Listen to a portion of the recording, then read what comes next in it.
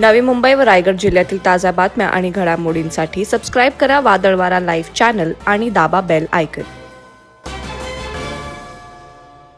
पनवेलच्या जवळ गव्हाण फाटा येथे उरणकडून पनवेलच्या दिशेनं भरधाव जाणाऱ्या इनोव्हा चालकाचं नियंत्रण सुटल्यानं त्याची कार दुसऱ्या ब्रेझा कारला जाऊन धडकली.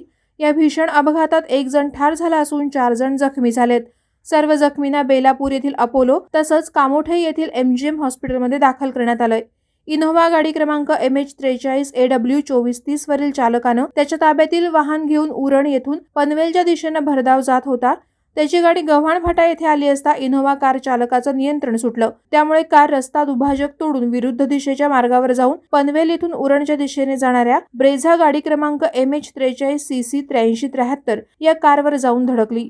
या अपघातात ब्रेझा कारमधील नारायण थोटे वय वर्ष 71 राहणार कोपरखेरणे हे गंभीररित्या जखमी होऊन त्यातच त्यांचा मृत्यू झाला, तर इतर 4 जण जखमी झालेत. या अपघातानंतर इनोव्हा चालक गाडी सोडून पसार झालाय. या अपघाताची माहिती मिळताच पनवेल शहर पोलीस ठाण्याचे पोलीस निरीक्षक शिंदे, पोलीस उपनिरीक्षक गोविंद दाभाडे, पोलीस हवालदार हनुमंत आहिरे आणि पोलिसांचे पथक घटनास्थळी त्वरित रवाना झाले आणि अपघातग्रस्त वाहनांना एका बाजूला केलं. या अपघातात दोन्ही वाहनांचं मोठ्या प्रमाणात नुकसान झालंय. या अपघाताची नोंद पनवेल शहर पोलीस ठाण्यात करण्यात आली आहे. वादळवारा लाईव्हसाठी संजय कदम, पनवेल. नवी मुंबई व रायगड जिल्ह्यातील ताज्या बातम्या आणि घडामोडींसाठी सबस्क्राईब करा वादळवारा लाईव्ह चॅनल आणि दाबा बेल आयकॉन.